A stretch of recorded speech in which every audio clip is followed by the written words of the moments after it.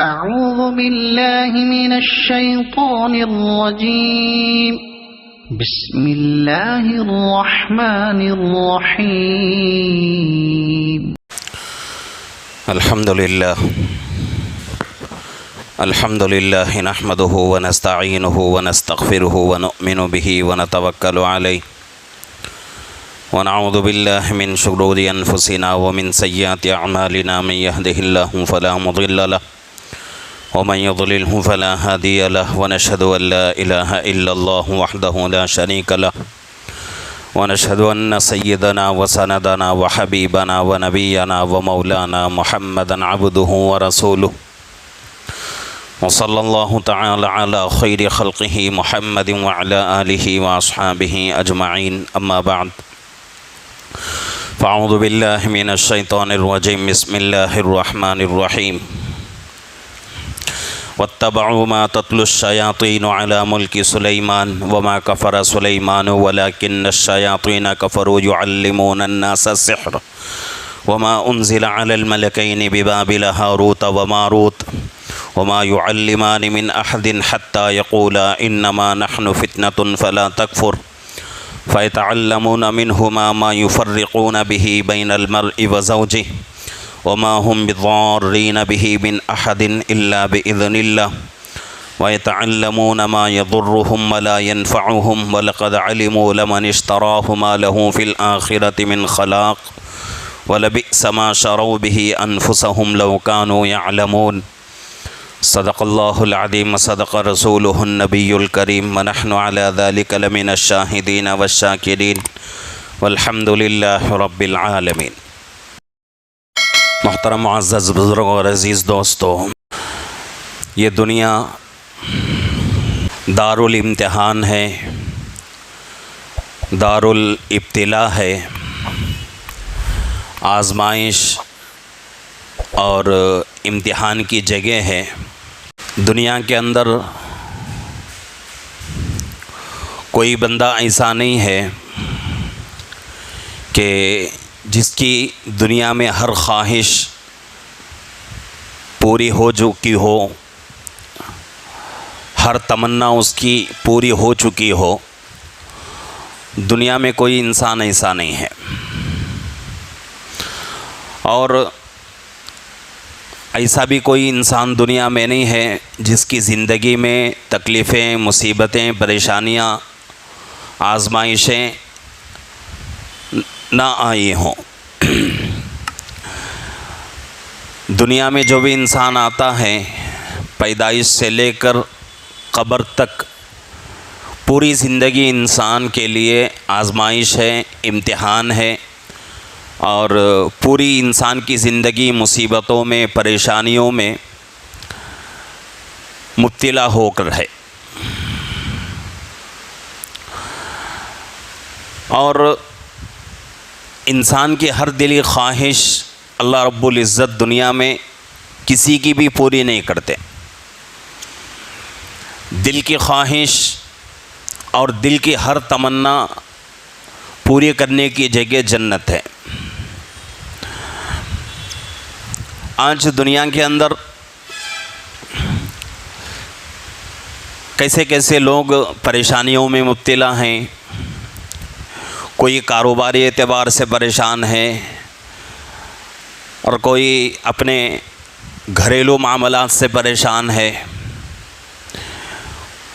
کوئی شادی کی وجہ سے پریشان ہے، اور کوئی شادی ہو چکی لیکن اولاد کی وجہ سے پریشان ہے۔ جس کی شادی نہیں ہوئی ہے وہ آدمی یہ سمجھتا ہے کہ بھئی شادی اگر ہو جائے تو میری زندگی سکون سے گزرے گی،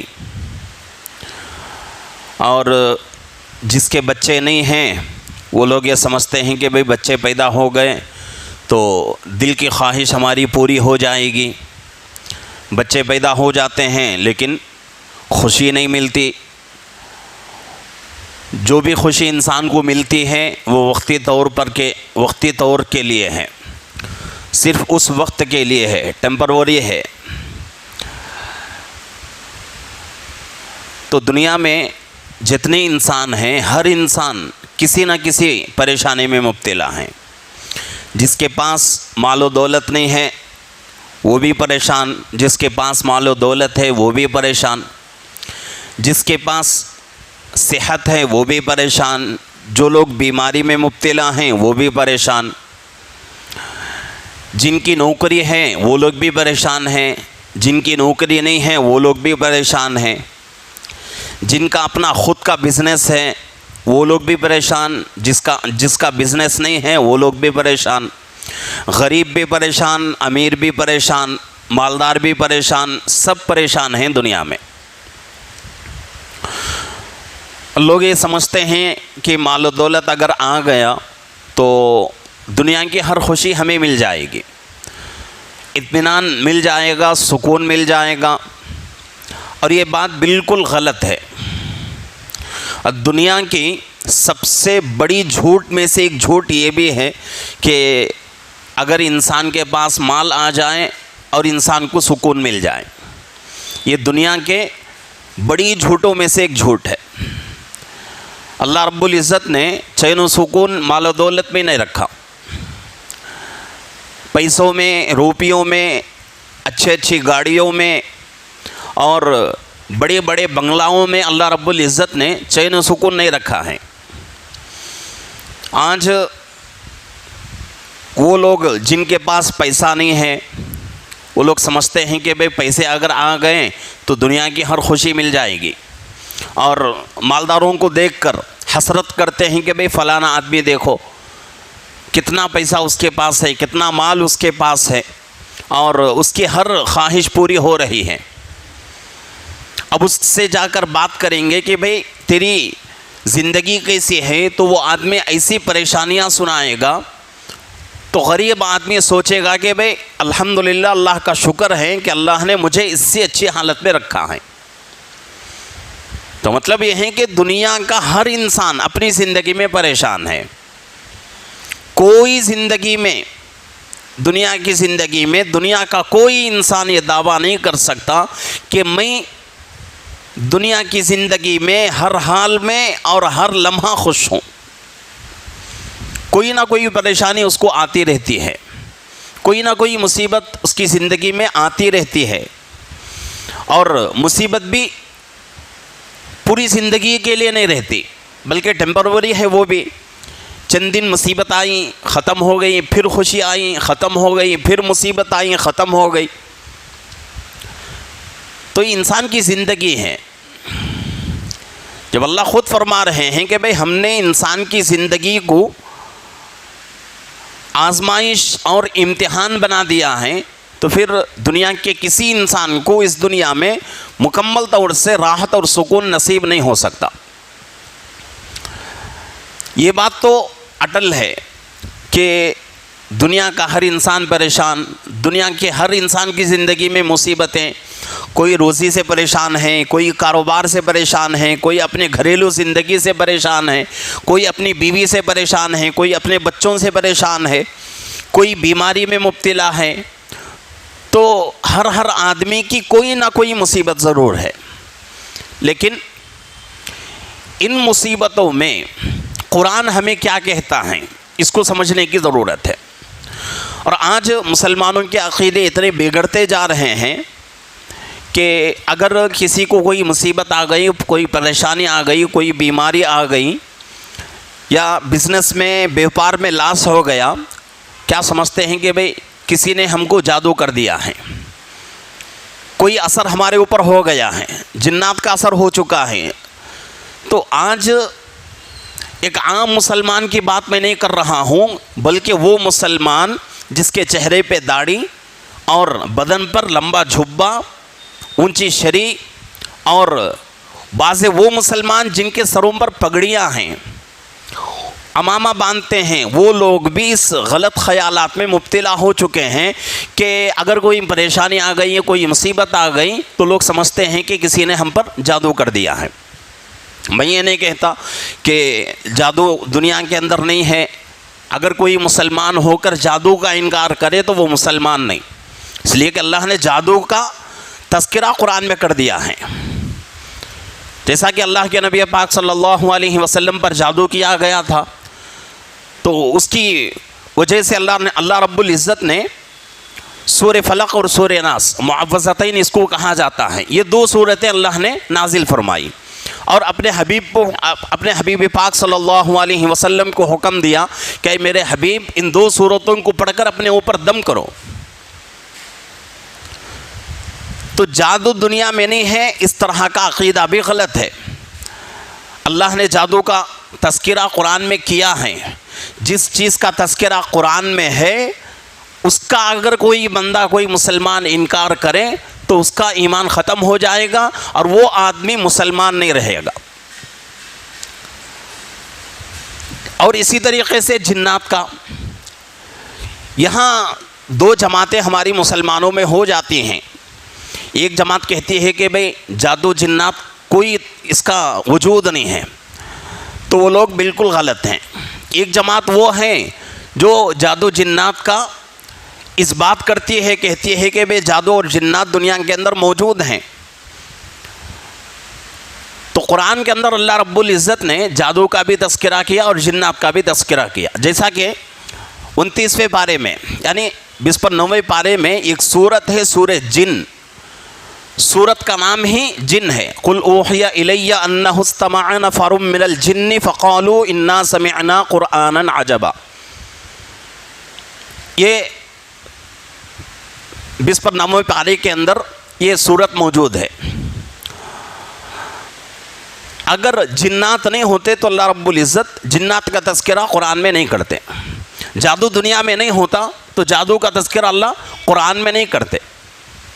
لیکن ہم کو سمجھنے کی ضرورت ہے کہ بھئی جادو بھی ہے جنات بھی ہیں، لیکن کہاں تک اس کے حد کو سمجھنے کی ضرورت ہے۔ بیماری آ گئی سمجھ رہے ہیں کہ بھئی کسی نے جادو کر دیا، کوئی پریشانی آ گئی سمجھتے ہیں کہ جنات کا ہمارے اوپر اثر ہو گیا۔ کتنے مسلمان آج ایسے ہیں اس چیز کو لے کر در در بھاگتے رہتے ہیں، در در بھٹکتے رہتے ہیں اور اپنا ایمان بیچتے ہیں۔ اس سے بچنے کی ضرورت ہے، اپنے عقیدے کو درست کرنا ہے۔ قرآن ہمیں کیا کہتا ہے؟ جیسا کہ شروع میں نے کہا کہ دنیا کا کوئی انسان ایسا نہیں ہے جس کی زندگی میں مصیبتیں نہ ہوں، تکلیفیں نہ ہوں، پریشانیاں نہ ہوں، بیماریاں نہ ہوں۔ دنیا کا کوئی انسان ایسا نہیں۔ نبی پاک صلی اللہ علیہ وسلم دنیا کے سب سے بہترین انسان، نبی سے بڑھ کر کسی کا بھی مقام و مرتبہ نہیں ہے دنیا کے اندر۔ امی جان حضرت عائشہ رضی اللہ عنہا کے بارے میں روایتوں میں آتا ہے کہ اللہ کے نبی پاک صلی اللہ علیہ وسلم دنیا سے پردہ فرما چکے، اس کے بعد حضرت عائشہ رضی اللہ عنہا کے گھر میں دسترخوان بچھایا جاتا، کبھی کبھی دسترخوان پر اچھے اچھے کھانے رکھے جاتے، تو امی جان دسترخوان کو دیکھ کر روتی تھیں اور کھانا نہیں کھاتی تھیں۔ پوچھنے والے پوچھتے کہ امی جان کیا بات ہے، دسترخوان بچھا ہوا ہے، دسترخوان پر اچھی اچھی نعمتیں رکھی ہوئی ہیں، اس کے باوجود آپ کھانا نہیں کھاتی اور روتی بھی ہیں، کیا وجہ ہے؟ امی جان فرماتی ہیں کہ میں نے میرے سردار حضرت محمد صلی اللہ علیہ وسلم کی زندگی میں دیکھا ہے کہ آپ کی وفات تک لگاتار 2 وقت کی روٹی پیٹ بھر کر کبھی نصیب نہیں ہوئی۔ ایک مرتبہ کھا لیے تو دوسری مرتبہ کھانے کے لیے 2 3 4 دن فاقہ گزارنا پڑتا تھا۔ فاقہ گزارنے کے بعد پھر دوسرے وقت کے کھانے کی توفیق اور نصیب ہوتی تھی۔ اور ایک حدیث میں امی جان خود فرماتی ہیں کہ 1 مہینے کی چاند دیکھ کر دوسرے مہینے کا چاند دیکھنے تک درمیان میں میرے گھر میں کبھی چولہا نہیں چلتا تھا، ایسی غریبی کی حالت تھی۔ اور یہ کس کے گھر کی بات ہو رہی ہے؟ ہمارے اور آپ کے گھروں کی بات نہیں، دنیا کے سب سے بہترین انسان اللہ نے جس کی وجہ سے پوری کائنات کو بنایا، پوری کائنات کو پیدا فرمایا، ایسے نبی کی گھر کی بات ہو رہی ہے۔ اگر دنیا میں کسی انسان کی زندگی میں مصیبت نہیں آتی، پریشانیاں نہیں آتی، تو سب سے پہلے اللہ کے نبی پاک صلی اللہ علیہ وسلم کو اللہ رب العزت بہت ہی آرام کی زندگی دیتے، بہت ہی سکون کی زندگی دیتے۔ لیکن اللہ کے نبی صلی اللہ علیہ وسلم کی زندگی کیسی ہے؟ ہر دن، ہر رات، ہر سیکنڈ، ہر لمحہ مصیبتوں میں، ہر لمحہ پریشانیوں میں. اور جتنے بھی نیک بندے دنیا میں آئے ہیں، ہر نیک بندے کی زندگی میں پریشانیاں آتی ہیں. اور یہ بھی اللہ کا ایک نظام ہے کہ جو بندہ اللہ کے جتنے قریب ہوتا ہے اور جس بندے سے اللہ جتنا محبت کرتے ہیں، اتنی ہی مصیبتوں میں اللہ اس کو مبتلا کرتے ہیں. یہ اللہ کا نظام ہے. اب اس چیز کو لے کر ہم یہ سمجھنے لگیں کہ بھئی ہمارے اوپر جادو کر دیے، ہمارے اوپر جنات کا اثر ہو گیا، تو یہ ہمارا بالکل غلط خیال ہے. اس چیز سے بچنے کی ضرورت ہے. قرآن ہمیں کیا کہتا ہے کہ مصیبت اگر آئے، سب سے پہلی تعلیم قرآن ہمیں کیا دیتا ہے کہ بھئی ہر مصیبت کو، ہر اچھائی کو اللہ کے طرف سے سمجھو. اللہ جو چاہتے ہیں وہ ہوتا ہے. اگر اللہ ہمیں اچھی زندگی دینا چاہیں تو زندگی نصیب ہوگی، پریشانیاں دینا چاہیں تو پریشانیاں آ کر رہیں گی. لاکھ کوشش اگر ہم کریں پھر بھی ہم ان پریشانیوں سے، ان مصیبتوں سے بچ نہیں سکتے. تو اس لیے سب سے پہلا قرآن کا حکم ہمیں یہ ہے، قرآن کی تعلیم ہمیں یہ ہے، کوئی مصیبت آ رہی ہے تمہاری زندگی میں، پریشانی آ رہی ہے، سب سے پہلے اس کو کیا سمجھو؟ اللہ کی طرف سے سمجھو. پریشانی بھی اللہ کی طرف سے، سکون بھی اللہ کی طرف سے، چین اطمینان بھی اللہ کی طرف سے، ہر مصیبت، ہر اچھائی اللہ کی طرف سے. جیسا کہ ایمان مفصل میں بتایا گیا ہے، آمنت باللہ وملائکتہ وکتبہ ورسلہ والیوم الآخر والقدر خیرہ وشرہ من اللہ تعالی. ہر اچھی اور بری چیز اللہ کی طرف سے ہوتی ہیں. تو سب سے پہلے قرآن ہمیں یہ حکم دیتا ہے کہ بھئی مصیبت اگر آ گئی، پریشانی اگر آ گئی تو کیا سمجھو؟ یہ اللہ کی طرف سے ہے. اب دوسرا حکم ہمیں قرآن کیا دیتا ہے؟ دوسری تعلیم ہم کو قرآن کی کیا ملتی ہے کہ بھئی کوئی پریشانی آ گئی، کوئی مصیبت آ گئی تو اپنی زندگی کو دیکھو کہ مجھ سے کوئی گناہ ہوا ہے. بعض مرتبہ اللہ کیا کرتے ہیں کہ گناہ کی وجہ سے بھی پریشانیاں لاتے ہیں. یہ نہیں سمجھنا کہ بھئی جتنے لوگ آج پریشان ہیں، جتنے لوگ آج مصیبتوں میں ہیں، تمام لوگ گنہگار. ایسی بات نہیں ہے. اللہ کا یہ بھی نظام ہے کہ کوئی بندہ گناہ کرتا ہے تو اللہ اس گناہ کو معاف کرنے کے لیے انسان کی زندگی میں مصیبت بھی لاتے ہیں. تو دوسری چیز قرآن ہمیں یہ حکم دیتا ہے، قرآن کی تعلیم ہمیں یہ ملتی ہے کہ بھئی کوئی مصیبت آ رہی ہے، کوئی پریشانی زندگی میں آ رہی ہے تو اپنی زندگی کو ٹٹولو، اپنی زندگی کا حساب کرو. کوئی گناہ مجھ سے ہوا ہے. گناہوں میں ایک سب سے بڑا گناہ جس کو اللہ کبھی معاف نہیں کرتے وہ ہے ظلم. اور وہ ظلم دوسرے کے اوپر چاہے زبان سے کرو، چاہے ہاتھ پاؤں سے کرو، چاہے دل سے کرو، ظلم ہے. اور اللہ کا ایک قانون ہے کہ اللہ رب العزت ہر گناہ کی سزا اللہ قبر میں اور آخرت میں دیں گے، لیکن ظلم کی سزا اللہ رب العزت دنیا میں ہر حال میں دے کر رہیں گے. دنیا میں بھی اس کو اس کا بدلہ ملے گا اور آخرت میں اور قبر میں بھی اس کا بدلہ ملے گا. تو اس لیے سب سے پہلے یہ سوچنے کی ضرورت ہے کہ بھئی کوئی مصیبت میری زندگی میں آ رہی ہے، قرآن ہمیں کیا کہتا ہے؟ سب سے پہلے بنیادی بات یہ ہے کہ اس کو اللہ کی طرف سے سمجھو. اور دوسرا کام کیا کرنا ہے؟ اپنی زندگی کا حساب لینا ہے کہ میری زندگی میں کون سا گناہ ایسا ہوا ہے جس کی وجہ سے مصیبت آ رہی ہے. آج دنیا کا اور عام لوگوں کا ذہن کیسا بنا ہوا ہے، لوگ کیا سمجھتے ہیں؟ کوئی مصیبت آ گئی، کوئی آدمی کہہ دیا کہ بھئی کوئی گناہ ہو رہا ہے جس کی وجہ سے پریشانی آ رہی ہے، مصیبت آ رہی ہے، تو آدمی کیا سمجھتا ہے؟ سب سے بڑا گناہ میری زندگی میں نماز نہیں پڑھ رہا ہوں، چلو نماز کی پابندی کر لیتا ہوں. داڑھی کا خیال آ گیا، داڑھی رکھ لیا. روزے کا خیال آیا، روزہ رکھ لیا. لیکن اس سے بھی بڑے بڑے گناہ زندگی میں رہتے ہیں، اس سے انسان توبہ نہیں کرتا. جیسا کہ میں نے کہا، کسی کے اوپر ظلم ہو رہا ہے، کسی کی کوئی چیز قبضہ کر لیا، کسی کو ستایا، کسی کو مارا، کسی کو گالی دیا، ناحق کسی کو برا بھلا کہا. اور یہ گناہ زندگی میں انسان کے ہوتے ہی رہتا ہے، سلسلہ چلتا ہی رہتا ہے. اب اس کے بعد انسان نماز پڑھے، روزہ رکھے، قرآن پڑھے، اللہ کا ذکر کرے، کچھ بھی کرے، وہ مصیبتیں ختم نہیں ہوتی. جیسا کہ اللہ کے نبی پاک صلی اللہ علیہ وسلم کی حدیث ہے، جس کا مفہوم خلاصہ یہ ہے کہ اللہ رب العزت ہر گناہ کو معاف کر دیں گے، لیکن حقوق العباد والا گناہ اللہ ہرگز معاف نہیں کرتے. یعنی کسی کے اوپر ظلم کیے، اللہ وہ گناہ ہرگز معاف نہیں کرتے. کسی کی کوئی زمین قبضہ کر لیے، کسی کا کوئی مال قبضہ کر لیا، کسی کو ستایا، کسی کو پریشان کیا، یہ گناہ اللہ ہرگز معاف نہیں کرتے. کب تک معاف نہیں کرتے؟ جب تک کہ جس کے اوپر ظلم ہوا ہے وہ آدمی خود اپنے دل سے معاف کر دے، اس وقت تک اللہ بھی معاف نہیں کرتے. ان گناہوں کو سوچنے کی ضرورت ہے کہ بھئی میری طرف سے کسی کو تکلیف ہوئی ہے، میری طرف سے کوئی پریشان ہوا ہے، میں کسی کو ناحق گالی دی ہے، کسی کو میں نے ستایا ہے، کسی کو میں نے مارا ہے. اگر ایسا گناہ یاد آ جائے، فوراً اس آدمی سے جا کر معافی مانگ لیں اور اللہ سے توبہ کر لیں. اس کے بعد اس گناہ کو چھوڑیں، انشاءاللہ پریشانیاں ختم ہوں گی.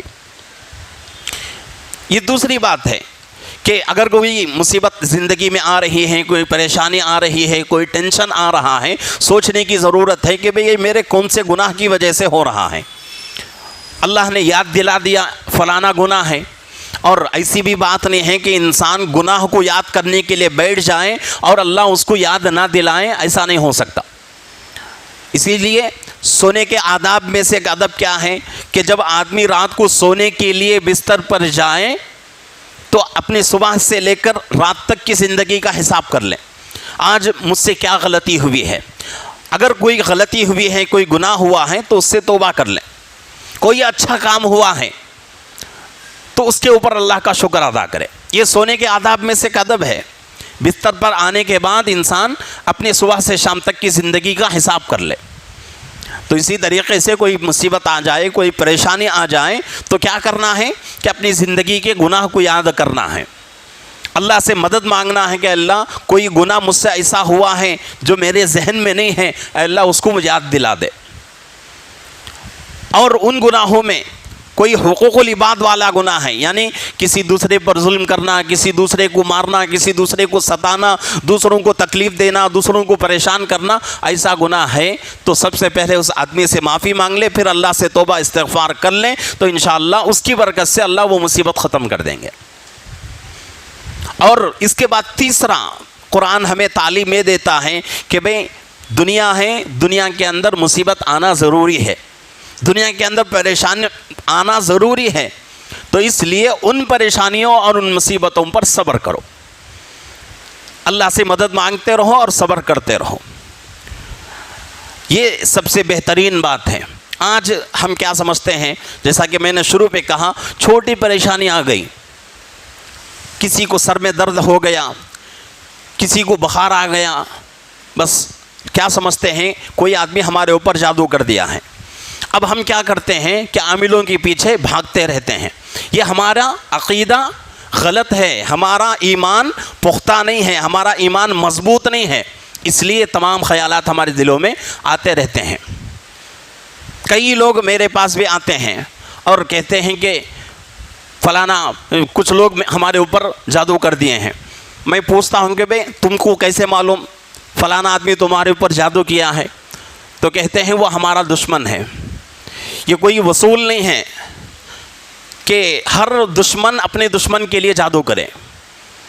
اور اپنی زندگی ایسی بدلی ہوئی ہے ہماری کہ کچھ میڈیکل ایسی چیزیں ہوتی ہیں کہ جس میں کمی پیشی ہونے کی وجہ سے بھی انسان ایسی پریشان ہو جاتا ہے. جیسا کہ مثال کے اعتبار سے میں بہت سارے لوگوں کو کہتا ہوں کہ رات کی نیند اگر کسی کی پوری نہیں ہوئی تو اس کی وجہ سے انسان کو پریشانیاں کیسی آتی ہیں.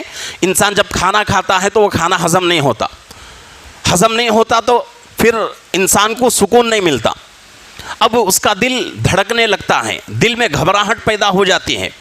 اگر کسی اچھے ڈاکٹر سے معلوم کر لیں تو اگر امانت دار ڈاکٹر ہے، سچا ڈاکٹر ہے تو ضرور اس کے اوپر مہر لگا دے گا کہ بھئی یہ بات سچی ہے. رات کی نیند پوری نہیں ہوتی تو پھر دوسرے دن ہم کو پریشانی ہوتی ہے اور گیسٹرک کا پرابلم ہو جاتا ہے اور اسی طریقے سے قسم قسم کی بیماریاں شروع ہو جاتی ہیں. اب اس کی وجہ سے لوگ کیا سمجھتے ہیں کہ ہمارے اوپر جادو ہو گیا اور عاملوں کے پاس بھاگتے ہیں. اور آج کل کچھ عامل ایسے ہیں اپنا بزنس چلا رہے ہیں اور ہر آنے والے کو ان کے پاس ایک ہی جواب. کوئی آدمی آتا ہے کہتا ہے کہ بھئی میرا بیپار اچھا نہیں ہے، اس کو بھی وہی جواب دیتے ہیں.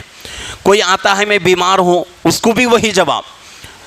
کوئی بھی پرابلم لے کر آپ اس کے پاس جاؤ، اس کا ایک ہی سولوشن وہ لوگ بتاتے ہیں، کیا؟ جادو ہو گیا. اب اس کی وجہ سے وہ لوگ اپنا بزنس چلا رہے ہیں اور اپنی دکان ان کی چلتی رہتی ہے. تو اس لیے سب سے بنیادی بات یہ ہے کہ اس گندگی کو اپنے ذہن سے نکالنے کی ضرورت ہے. اس گندگی سے جب ہم باہر آئیں گے تو اللہ رب العزت ہمارے لیے راستے کھول دیں گے. قرآن کی طرف دیکھیں گے تو ہمارے لیے راستے کھل جائیں گے. قرآن ہمیں کیا کہتا ہے یہ دیکھنے کی ضرورت ہے. نبی پاک صلی اللہ علیہ وسلم ایک مرتبہ بیٹھے ہوئے تھے، پگڑی باندھے ہوئے تھے، امامہ باندھے ہوئے تھے. ایک صحابی آئے اور اللہ کے نبی کو دیکھا. اللہ کے نبی پریشان ہیں. پوچھا اللہ کے نبی کیا ہے؟ پریشان نظر آ رہے ہیں. اللہ کے نبی نے کہا کہ بھئی بخار ہو رہا ہے. صحابی نے کیا کیا؟ پیشانی پر ہاتھ رکھا. پیشانی پر، بلکہ ڈائریکٹ پیشانی پر نہیں، پگڑی پر سے آپ کے پیشانی پر ہاتھ رکھا. تو صحابی ڈر گئے، کہنے لگے کہ اللہ کے نبی اتنا زیادہ بخار ہے کہ آپ کی بخار کی حرارت، آپ کی بخار کی گرمی آپ کے سر سے آپ کے کپڑے میں محسوس ہو رہی ہے، پگڑی میں جو ہے وہ گرمی محسوس ہو رہی ہے، پگڑی بھی جل رہی ہے. اگر ایسی بخار اگر ہم میں سے کسی کو آ گیا، ہم کیا سمجھتے ہیں؟ فوراً ہمارا ذہن، ہمارا دماغ ادھر جاتا ہے. ہم یہ نہیں سمجھتے کہ بھئی زندگی ہے، کبھی بیماری آتی ہے، کبھی اللہ صحت دیتے ہیں، کبھی پریشانی آتی ہے، کبھی اللہ پریشانی سے چھٹکارا دیتے ہیں. اور یہ مسلم بات ہے، اٹل فیصلہ ہے، جو بندے کا ذہن جس طرف جاتا رہتا ہے اس کے طرف اسی طریقے سے فیصلے ہوتے رہتے ہیں. جیسا کہ ہم لوگ بیانات میں سنتے رہتے ہیں، جو بندہ اللہ سے جیسی نیت رکھتا ہے اللہ کے فیصلے بھی اس کے ساتھ ویسے ہوتے رہتے ہیں. تو اس لیے ہر پریشانی کو اس کا صحیح سولیوشن دیکھنے کی ضرورت ہے، اس کا صحیح حل تلاش کرنے کی ضرورت ہے.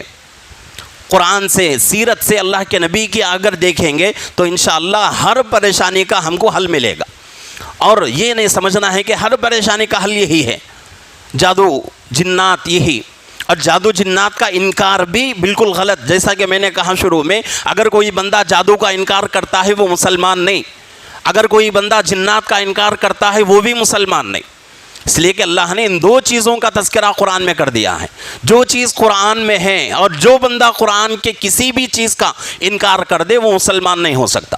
تو اس لیے ہر چیز کو اس کے مقام پر رکھنے کی ضرورت ہے اور اپنے عقیدے کو درست کرنے کی ضرورت ہے. اگر کوئی پرابلم ہے، کوئی بیماری ہے تو ڈاکٹر کے پاس جائیں، اپنا علاج کرائیں.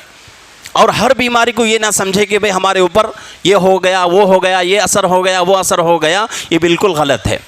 تو اس لیے ان تمام چیزوں سے اپنی زندگی کو پاک کرنے کی ضرورت ہے، اپنے عقیدے کو درست کرنے کی ضرورت ہے. اللہ رب العزت سے دعا ہے کہ اللہ رب العزت ہم تمام کو اپنے ایمان کی حفاظت کرنے کی، اپنے عقیدے کی حفاظت کرنے کی اللہ توفیق عطا فرمائے. آمین. وآخر دعوانا الحمدللہ رب العالمین.